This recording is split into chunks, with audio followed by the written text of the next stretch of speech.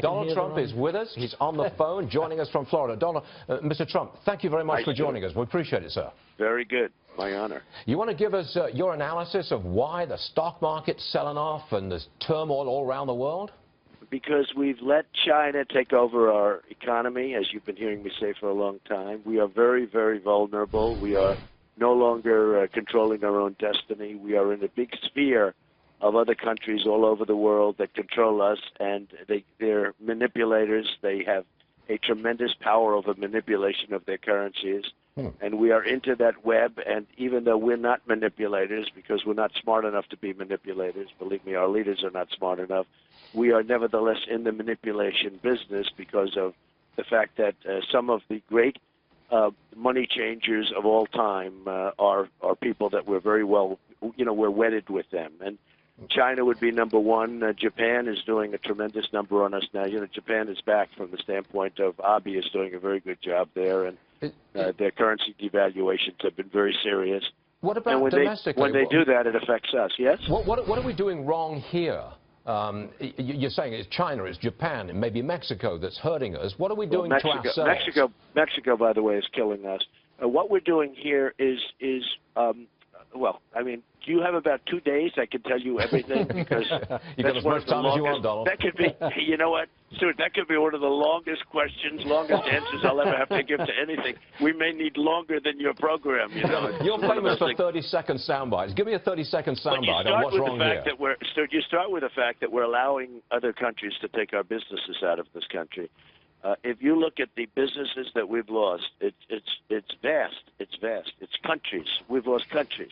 We've lost millions and millions of jobs, and the jobs we have now are not good jobs. I saw you reporting on the jobs numbers, which are phony numbers, because, they were put up by politicians in order to look good, but they don't talk about all the people that can't find jobs, okay, which are the people that are unemployed, okay? That's called unemployment. Well, you told Bill O'Reilly that you think the unemployment rate is 25%. Oh, yeah. I've not seen that anyplace else. I've not seen... Actually, I've even seen some higher than that. But let's go with... I've seen actually some higher than that. If you add up all of the people that have looked for jobs and cannot find them and now have given up looking, you're talking about an employment rate that could be as high as 25%. I mean, it's incredible. And now, you know what I'm saying. When you are looking for a job, you're unemployed. When you give up looking for a job, you are considered statistically employed.